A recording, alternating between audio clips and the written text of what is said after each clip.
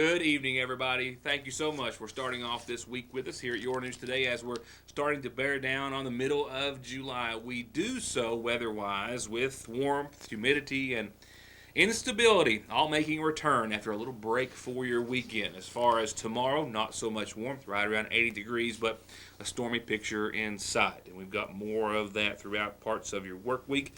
Temperatures climbing to near 90, then backing off just a bit. If all that sounds familiar, well, it should.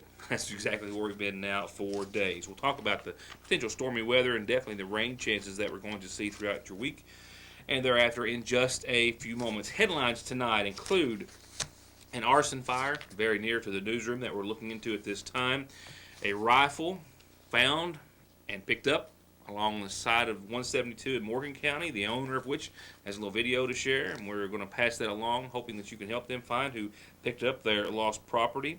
And a couple of reports that we're also working on.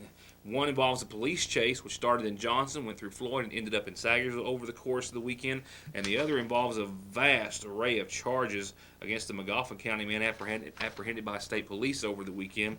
Charges as it relates to this arrest and several prior. He's wanted on several serious charges, was wanted on several serious charges, and was jailed on several other serious charges. We'll get to all that and more as it's just kind of all unfolding here this afternoon in just a few moments. With that said, of course, it made national headlines last week, and not so much here on the program, but late last week it was posted, finally, the number and the locations of stores that were affected, and now it's making local headlines. Customers who may have eaten at one of the thousands of Wendy's restaurants across the nation and used your debit or credit card to pay for your food, well, a lot of those folks are being encouraged to check their statements and read more information on a cyber breach found at some franchise-owned restaurants. The Wendy's Corporation first reported unusual payment credit card activity or payment card activity back in February, and they believe that activity may have occurred as early as October of last year. Then on this past June the 9th, a few weeks ago, company officials reported that an additional malware variant had been identified and disabled. As of right now, 1,025 accounts were hacked, and we've also learned that those numbers make their way into the viewing area. Specifically, Steve Jones, the co-director of aging services with the Big Sandy Area Development District, has sent out a letter to various agencies, including ours, talking about how more than a dozen Kentucky Wendy's were on that list of hacked locations. Per information from the corporate headquarters, he wanted to pass along as well. Beaver Dam, Bowling Green, Central City, Covington, Florence, Fulton, Glasgow, Hazard, Henderson, Maysville, Litchfield, Owensboro, Pikeville, Prestonsburg, and Sagersville, all too affected. Officials have also provided contact information for customers who may have had their cards used. You can go to their website, the company's website, of course. They're also, that being Wendy's, offering a free credit fraud consultation and identity restoration to the customers of the hacked stores. And the information stolen did include the cardholder's name, credit or debit card number, expiration date, cardholder verification value, and service code as well. So everything that was needed to use those cards, and a great deal of those cards were used elsewhere by either who had stolen the information or who had gotten that information illegally at some point.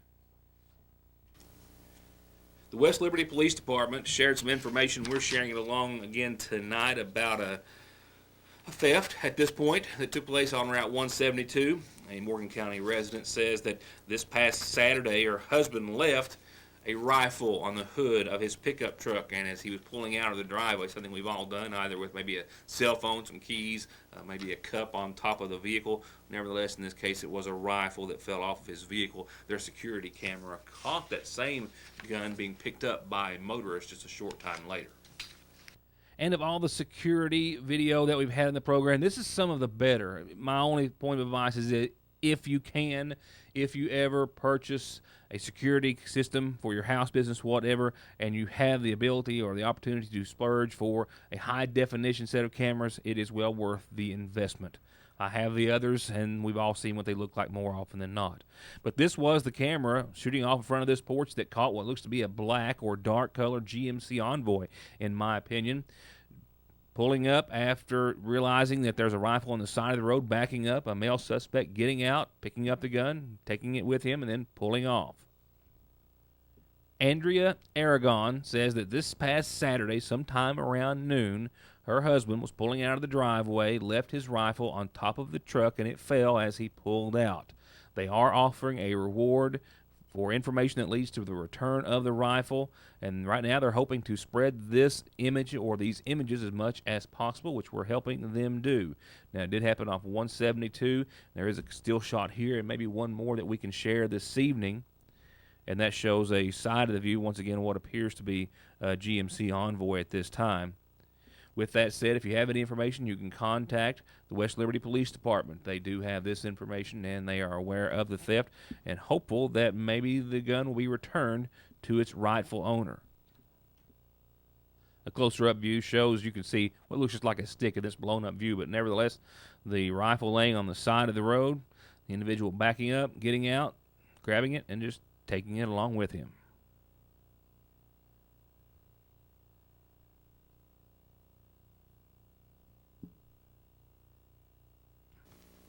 I've got several local reports this evening, and all of them are going to be followed up with more information on tomorrow's program or sometime thereafter. A couple of them involve the same local investigative officer who was off duty today. Another one involves a state police trooper who was also off duty today as well. The following involves a case in which the Sagersville Police Department is not releasing any names as of yet, but it pertains to one of their officers, specifically Blake Isaac, responding to a call of what he was told at first was a robbery, which he also learned to be something more than that, he believes. So far, there is one arrest, a female, who was also apparently in a vehicle that was fired upon multiple times by the homeowner among the residence at which she was at.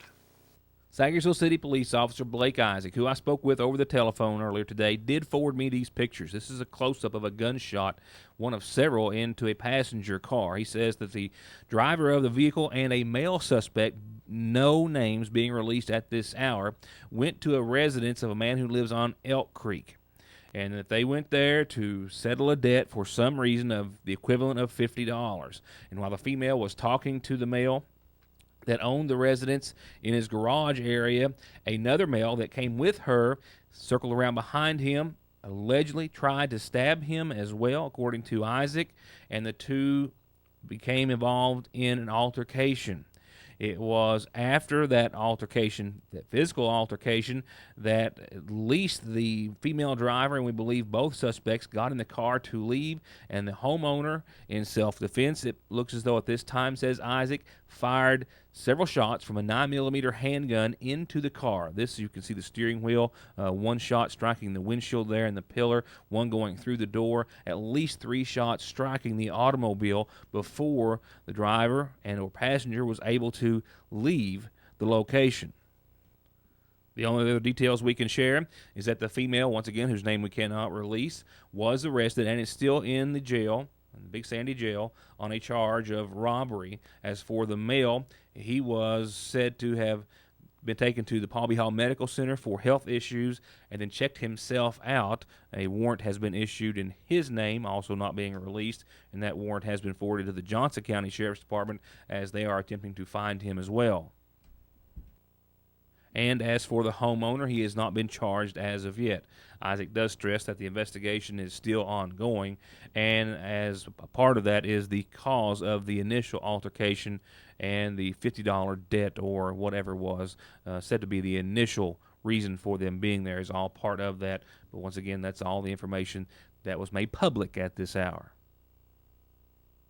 For high-speed internet starting at 15 meg for all of your gaming, movie, home, and business solutions, or to watch TV, including your favorite local channels without a contract, with hundreds of channels and digital and HD quality, and to stay connected 24/7 with friends and family, a direct line to 911, or to give your business the link it needs, choose telephone service you know is always there. Just click on their link on this site to find out how affordable the latest technology in communications can be. Foothills Communications. I'm still hoping to gather an official report from the Kentucky State Police, but through arrest citations and other information, I do have the following details to pass along to you about the arrest of a McGoffin County man who was the subject of a search for days, if not weeks. And in fact, Kentucky State Police had reportedly stepped up patrols in the Far Middle Fork area near the Food and Stuff Grocery and other parts of the county in that area, hoping to find a McGoffin County man who was wanted on several previous charges and now is facing several new ones.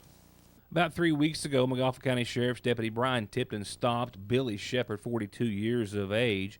He was found to have methamphetamine on him and also was charged with possession of a controlled substance, possession of drug paraphernalia, and as Tipton was getting ready to arrest him and take him into custody, he fled on foot and has been sought after since and was known to be staying at the head of Back Branch or at a trailer close to the Wolfe County line as well.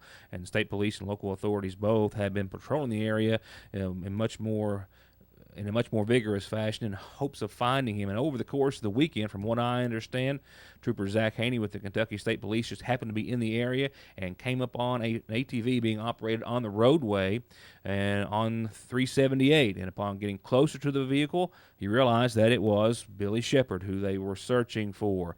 Upon initiating his lights and siren, Shepard fled on the ATV and into a field and then kept eluding authorities until finally he got the ATV stuck. Haney was finally able to apprehend him as he was trying to get the ATV out of the mud, not before an altercation took place. I understand that he actually used his taser for 2 cycles.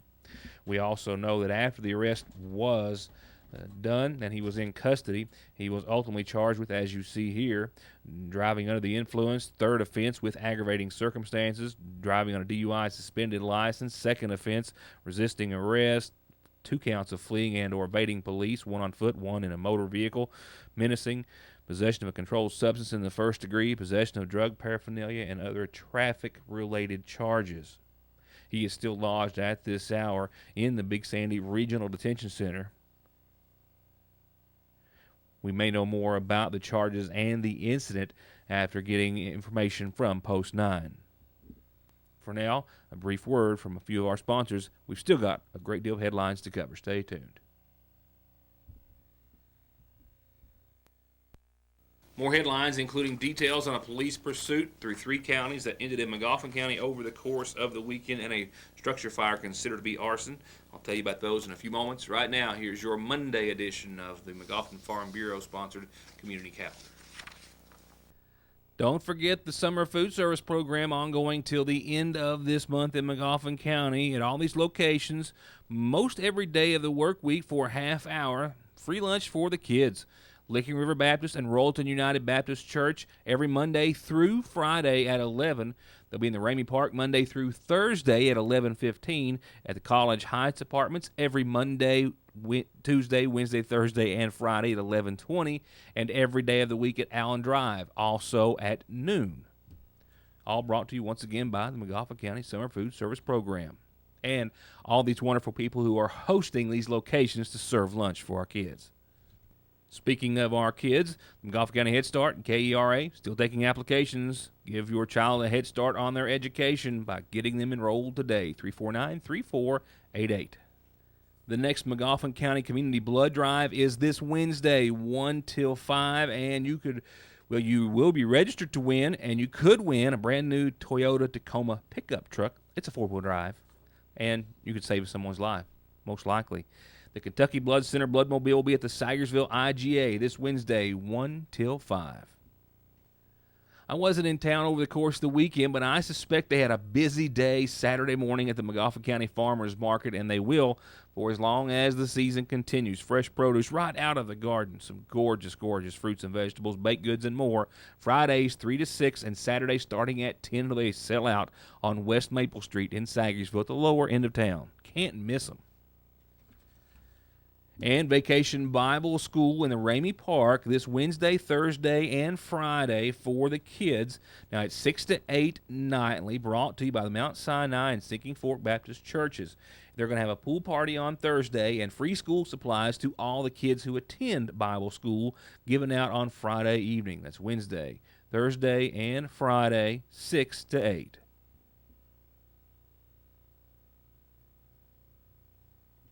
No birthdays today. That's pretty rare that we don't have a birthday. So if you got one coming up, send it in so we can tell everyone.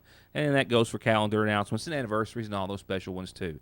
Mail, email, Facebook, phone, fax, drop it off. However you can get it to us, tell me, we'll tell everyone else.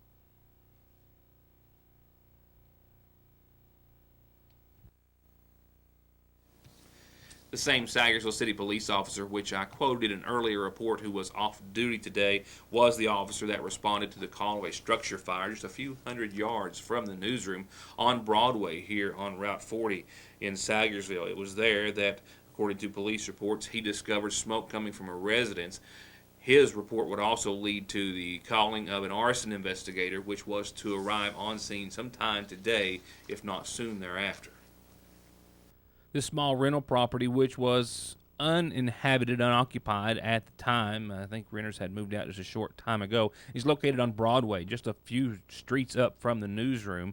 It was there over the course of the weekend that the Sagersville Fire Department responded to a call in which there was smoke and flames visible from the residents. Upon their arrival, they found that either someone knocked a window out and threw something flammable into the home, igniting the fire, or that someone had gotten inside and possibly started a fire on a pile of clothing just inside the doorway. Nevertheless, there was evidence at the scene that also supported foul play and arson. You can see where the hottest portion of the fire was. You can also see the ceiling above, which was greatly damaged, and the majority of the home received smoke and other damage. The Sagersville Fire Department has confirmed through reports that an arson investigator has been called. Don Parker, a longtime arson investigator for this part and other parts of Kentucky, is to arrive at any hour or at any time to conduct an investigation into the exact cause of the fire, while right now authorities are asking for anyone who may have seen someone in the area on yesterday morning sometime around or before 11:30 to notify either the Sagersville Fire Department or the Sagersville City Police. I put in a request with the Floyd County Detention Center earlier today for a photograph of a man who was arrested in Montgomery County after a police pursuit over the course of the weekend. We hadn't received that as of airtime. We hope to have some more details and the full list of charges at a later time as well. But right now, from what I've been able to find out, a police pursuit that started in Johnson County did end here in Montgomery County. It reportedly started when Trooper Joe Weddington of the Kentucky State Police attempted to stop a Honda Accord on Route 321 in Johnson County, I believe late Saturday night, early Sunday morning, for no headlights. They were not in operation in the darkness. The driver, however, of that Honda refused to stop and then led authorities on a police pursuit, sometimes reaching speeds of upwards of 90 miles per hour from 321 to Route 23, from 23 onto 114 and into Sagersville. Now, I've also confirmed, unable to speak with him directly, but that two Montgomery County Sheriff's deputies got involved here in Montgomery County. One, I am told, was Jonathan Holbrook, who tried to slow the vehicle down at the caution lights at the junction of 460 and 114, either stop it or steer it towards Johnson County in an effort to keep it from going on to the parkway. And when he, the suspect rather being, was able to navigate around the sheriff's deputy, another sheriff's deputy, I believe it was Steve Montgomery, tried to stop him in the area of the BP. And then a combination of those two deputies and Trooper Weddington were able to box the suspect in his vehicle in the Save-A-Lot parking lot. He did ram at least one of the vehicles, one of the deputies' vehicles, before finally getting out and obeying commands of authorities. His name was listed as Kartik Fidley Patel. He was driving a Honda Accord. He finally gave in to authorities' commands and was lodged in the Floyd County Detention Center, a 28 to 30 mile police pursuit, once again at speeds of up to 90 miles per hour at times. We'll have more at a later time. It's definitely the chili. That homemade, from scratch, hot dog chili smothering every inch of our famous footlong that makes it a one-of-a-kind taste. The only thing that could make it better is to get one for only $2.49 on Mondays and just $1.99 after 4 o'clock. Get our famous footlong with homemade chili any day of the week and get one for cheap on Mondays, only at your Sagersville Lee's. In a completely terrible segue. It's the gift that just keeps on giving. If you know the Christmas movie I'm talking about, you know the quote. I just can't go anywhere else. But July just won't let up with it. It's just it's a pattern. We've been in it all month long, and don't see any changes for the most part for the rest of the 7th month of this year, as we'll see a bit of a break, and then showers and thunderstorms roll back into the picture, and that's the case for your forecast. We do have clocked 88 degrees here at the studio today. Tonight's nighttime low right around 66, mostly cloudy skies, a 10% chance of showers, and that's after 4 a.m. That's a prelude of tomorrow. The next front gives us showers and thunderstorms likely tomorrow, and especially in the afternoon. Daytime highs of right around 80 degrees, mostly cloudy. Skies will follow cloudy skies tomorrow, and then tomorrow night more than likely we'll see those showers, thunderstorms, and that's lesser chance by your Tuesday evening. Midweek, 87, 71, partly sunny, but still a 20% threat of showers and thunderstorms. That's mainly for the first part of your Wednesday. They should calm down by Wednesday night, but things crank right back up by Thursday. Yeah, 88, mostly sunny, showers and storms, low 80s on your Friday. Low 80s again on your Saturday, and a little sunshine across the board, and even on into your Sunday, partly sunny skies and back to the mid-80s, but you can count on a 40 to 50% chance of showers each and every day. I've definitely got some follow-ups to some of the reports that I aired tonight. The Johnson County Fiscal Court was to meet this evening. We have a camera there, a report to follow as well, and a host of other news that you'll only see if you join us next time for more of Your News Today. For now, thanks for being a part of the show, and enjoy the rest of your Monday.